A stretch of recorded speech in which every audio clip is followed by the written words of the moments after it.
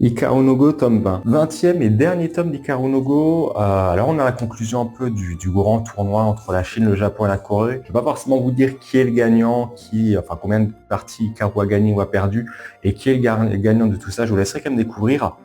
C'était, on va dire, intéressant. C'est bien d'avoir un peu ça. On est vraiment un peu sur le summum un peu du jeu de Go et sur la maîtrise, on va dire, un peu de cet art.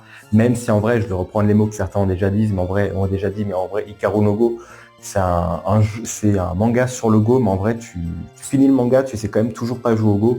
Tu connais quelques termes techniques, mais en vrai, tu n'apprends pas forcément les règles, tu n'apprends pas exactement les bons mouvements un peu à pratiquer. C'est des choses qui sont surtout un peu hors champ, je trouve, et qui sont... le manga est surtout pas mal hype un peu par ses spectateurs et les gens qui disent «Attends, mais ils font vraiment des coups quasiment divins». Parlons-en aussi du coup divin, c'est un truc qu'on nous a teasé quasiment depuis le début. C'est qui le maître d'Hikaru qui est à la recherche du coup divin. Je me suis dit c'est peut-être Hikaru qui va finir par reprendre cette quête. C'est pas forcément le cas. Il y a un petit sentiment, je trouve, d'inachevé. Je m'attendais peut-être pas dire à une fin heureuse non plus, ou vraiment une grosse happy end, mais quand même une bonne conclusion au récit. Là, c'est plus ok, on s'arrête, on a fait ce contrat, enfin on a fait ce contrat, on a fait ce grand tournoi. Les résultats sont ce qu'ils sont. Maintenant, on sait le Japon devra encore progresser, que il y a quand même de l'espoir et qu'il y a des choses encore qui ont été mises en place.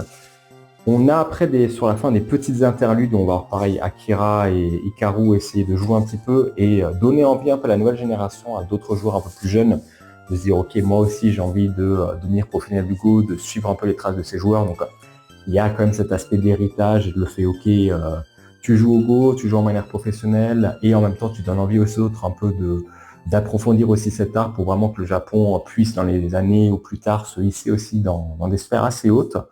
Ça reste intéressant.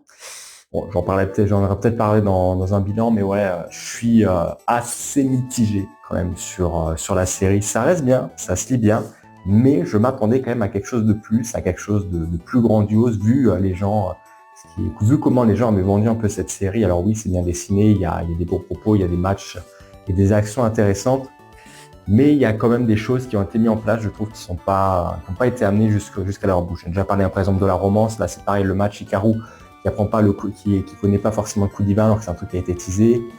Après, ça veut, je pense, rester sur un aspect un peu réaliste et pas forcément faire comme certains mangas de sport dans la surenchère avec des trucs improbables pour des jeunes talents. Parce que pareil, Hikaru, c'est vrai que je le rappelle pas forcément assez, mais il n'a même pas encore 18 ans, il bat déjà des professionnels, il n'est même pas encore totalement pro, enfin, il ne fait pas partie des meilleurs pros, même s'il a déjà un bon niveau.